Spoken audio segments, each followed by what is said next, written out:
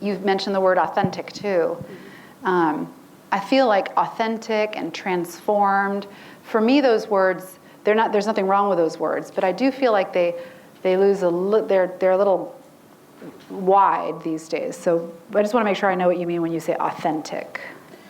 Just kind of like genuine. Genuine, okay. And the only reason I ask is because, me being, an aspiring executive minority as well, there's always the constant conflict of how am I carrying myself, how am I presenting myself, especially working in corporate America, and you're working amongst people who they don't see you that often, or they don't, or when they hear you speak, they say, oh, wow, you're really articulate, as if it's a surprise, so, I get that. So just kind of being able to convey that and, just like you mentioned, kind of finding something that's greater than yourself, that's motivating you and pushing you to want to be in that particular role. But see, now with like 1 minute left, she opened like this whole can of worms that I want to talk to you. But are we really out of time? We're out of time. Can you find me? Can I take 1 minute? That is this is one of those like minefield conversations, right? Because there's a right thing to say, a culturally acceptable thing to say, and then there's what I want to say. So again, take this with a massive grain of salt, okay?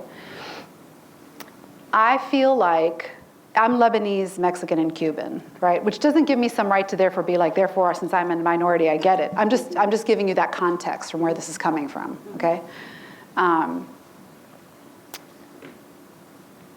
I think in life, things happen, and there's an impact to those things, right?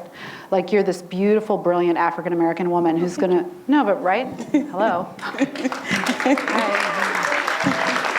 like obvious. Right, who's gonna walk into a boardroom and who's eventually gonna have to work your way up and fight twice as hard, if not millions of times. You're gonna have the struggle you're gonna have. You can see it, we all see it, right? We know what's gonna happen. So I'm not arguing that. And I'm not telling you to get glossy and rose-colored about that. I'm not saying ignore it. But what I am saying, what my advice to you is to consider taking on, like anything I say, you can throw it out if it's nonsense or try it on, is the world at the moment is a certain way. We want to work to change it, right? But it is at this moment this way. And what do you want to do? Do you want to be the CEO of a company? I will be. Hey.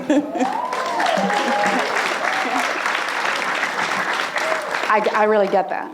So what I'm suggesting to you is, I think a lot of people they throw out a lot of precious energy going toward I will be into why is this the way it is? This is wrong. This is bad. This is not fair. This isn't fair. This isn't fair. This isn't fair. This isn't fair. This isn't fair. And it's not fair.